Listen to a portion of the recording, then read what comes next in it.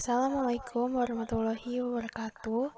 Kami dari kelompok 3 yang beranggotakan Adelia Maharani, Novia Agustina, Novianti Astuti ingin memaparkan materi tentang inovasi kurikulum 2013 dan yang disempurnakan tahun 2016. A. Inovasi kurikulum 2013. Inovasi kurikulum adalah suatu pembaharuan atau gagasan yang diharapkan membawa dampak terhadap kurikulum itu sendiri. Seiring dengan perubahan masyarakat dan nilai-nilai budaya, serta perubahan kondisi dan perkembangan peserta didik, maka kurikulum juga mengalami perubahan.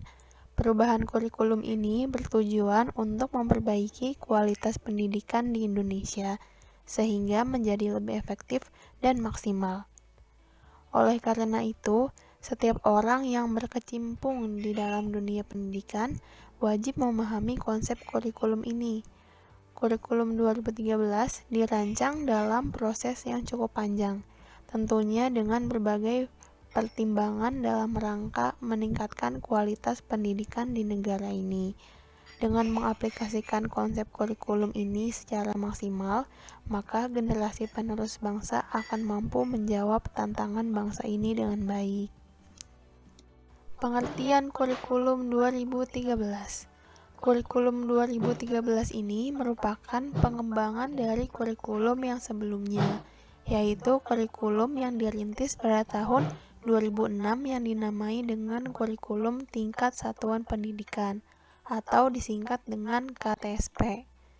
Yang menjadi pembeda kurikulum 2013 dengan kurikulum KTSP adalah adanya peningkatan dan keseimbangan soft skill dan hard skill yang meliputi kompetensi sikap, keterampilan, dan pengetahuan. Tujuan pengembangan kurikulum 2013.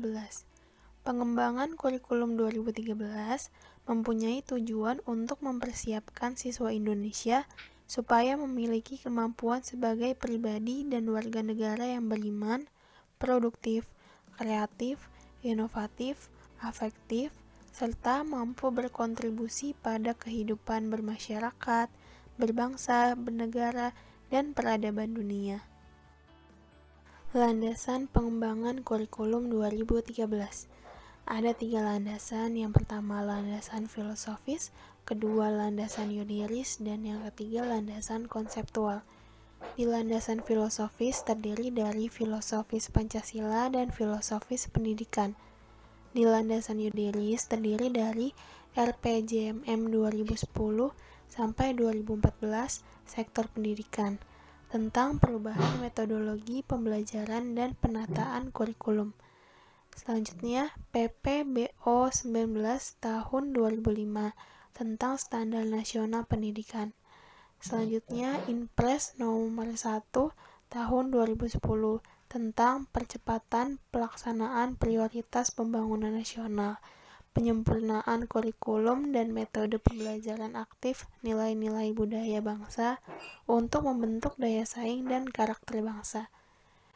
Yaitu selanjutnya ada landasan konseptual, terdiri dari relevansi pendidikan, kurikulum berbasis kompetensi dan karakter, pembelajaran konstekstual, pembelajaran aktif, penilaian yang valid dan utuh dan menyeluruh. Prinsip pengembangan kurikulum 2013. A. Siswa diberitahu menjadi siswa mencari tahu. B. Guru satu-satunya sumber belajar menjadi belajar berbasis aneka sumber belajar. C. Pendekatan tekstual menjadi pendekatan saintifik. D. Pembelajaran berbasis konten menjadi pembelajaran berbasis kompetensi. E. Pembelajaran parsial menjadi pembelajaran terpadu. F. Jawaban tunggal menjadi jawaban multidimensi. G. Pembelajaran verbalisme menjadi keterampilan aplikatif. H. Peningkatan dan keseimbangan antara hard skill dan soft skill. I. Mengutamakan pembudayaan dan pemberdayaan siswa sebagai pembelajar sepanjang hayat. J. Menerapkan nilai-nilai dengan memberi keteladanan, membangun kemauan, dan mengembangkan kreativitas peserta didik. K. Pembelajaran yang berlangsung di rumah, di sekolah, dan di masyarakat. L. Siapa saja adalah guru, siapa saja adalah siswa, dan di mana saja adalah kelas. Yang terakhir, yaitu M. Pemanfaatan teknologi, informasi, dan komunikasi. Selanjutnya yaitu mengenai karakteristik kurikulum 2013.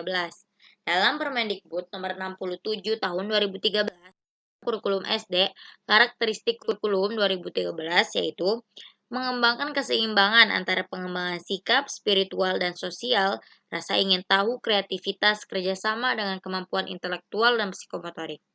Adapun kurikulum 2013 yang dirancang dengan karakteristik oleh Kemendikbud diantaranya, sekolah merupakan bagian dari masyarakat yang memberikan pengalaman belajar terencana di mana peserta didik menerapkan apa yang dipelajari dari sekolah ke masyarakat dan memanfaatkan masyarakat sebagai sumber belajar.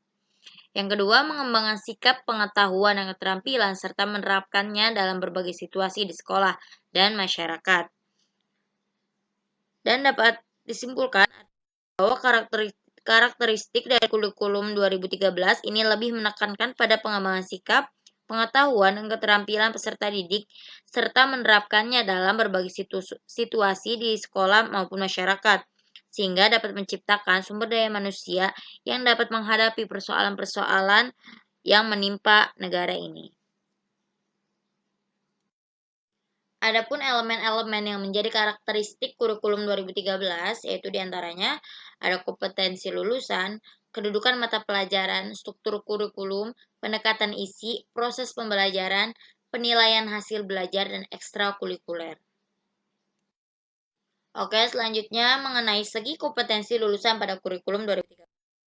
Dalam Permendikbud nomor 54 tahun 2013 tentang standar kompetensi lulusan pendidikan dasar dan menengah menyatakan bahwa standar kompetensi lulusan pendidikan dasar dan menengah digunakan sebagai acuan utama pengembangan standar isi, standar proses, standar penilaian pendidikan, standar pendidik dan tenaga kependidikan, standar sarana dan prasarana, standar pengelolaan, dan standar pembiayaan. Adapun standar kompetensi lulusan meliputi yaitu diantaranya kompetensi lulusan SD atau EMI atau SDLB atau paket A, dan kompetensi lulusan SMP atau MTS atau SMPLB atau paket B, serta kompetensi lulusan SMA, MA atau SMK atau MAK atau SMALB atau paket C. Selanjutnya yaitu segi penilaian pada kurikulum 2013. Dalam Permendikbud nomor 66 tahun 2013 tentang standar penilaian pendidikan pasal 1 ayat 1 menyatakan penilaian hasil belajar peserta didik pada jenjang pendidikan dasar dan menengah dilaksanakan berdasarkan standar penilaian pendidikan yang berlaku secara nasional. Adapun penilaian dalam kurikulum 2013 itu terdapat 4 aspek. Yang pertama keterampilan, kedua pengetahuan, ketiga sosial, dan juga keempat spiritual. Kelebihan kurikulum 2013. Yang pertama, lebih menekankan kepada pendidikan karakter. Yang kedua, memungkinkan siswa lebih aktif, inovatif, dan kreatif. 3. Lebih responsif terhadap fenomena sosial yang ada. Keempat, proses penilaian dilakukan dari semua aspek. Kelima, lembaga memperoleh pendampingan dari pusat. Keenam, mendorong guru untuk semakin kreatif sebagai fasilitator pembelajaran. Yang ketujuh, penyediaan fasilitas belajar semakin efisien. Kekurangan kurikulum 2013 yang pertama yaitu guru tidak dilibatkan dalam pembuatan kurikulum 2013. Yang kedua, banyak sekolah yang masih menerapkan KBM konvensional. Yang ketiga, banyaknya guru yang belum memiliki kesiapan mental. Keempat, guru banyak salah paham sehingga kurang memberikan dalam penjelasan. Kelima, dalam menyusun RPP, guru kurang kreatif. Yang keenam, materi yang wajib dikuasai oleh siswa terlalu banyak. Ketujuh, sekolah kurang mandiri dalam menyikapi kurikulum yang ada. Penyempurnaan kurikulum 2013 pada tahun 2016 atau kurikulum 2013 revisi yang diberlakukan secara nasional pada tahun ajaran 2016-2017 bukanlah kurikulum 2013 yang lalu, melainkan kurikulum 2013 yang telah direvisi oleh Kemendikbud. Poin-poin yang direvisi pada kurikulum 2013 pada tahun ajaran 2016 yaitu yang pertama, nama kurikulum tidak berubah menjadi kurikulum nasional, tetapi menggunakan nama kurikulum 2013 edisi revisi yang berlaku secara nasional. Yang kedua, penyederhanaan aspek penilaian siswa oleh guru. Pada kurikulum 2013 yang baru, penilaian aspek sosial agama yang dilakukan hanya oleh guru PPKN dan guru pendidikan agama. Yang ketiga, tidak adanya pembatasan pada proses berpikir siswa. Pada jenjang SD, SMP, dan SMA, semua dapat belajar tahap memahami sampai mencipta, sehingga anak SD pun boleh mencipta sesuatu dalam kadar ciptaannya atau produknya sesuai dengan usianya. Hal ini menciptakan kebiasaan berpikir ilmiah sejak SD. Yang keempat, penerapan teori jenjang 5M. 5M itu yaitu mengingat, memahami, menerapkan, menganalisis, dan mencipta. Sehingga pembelajaran tidak hanya sekedar berteori saja.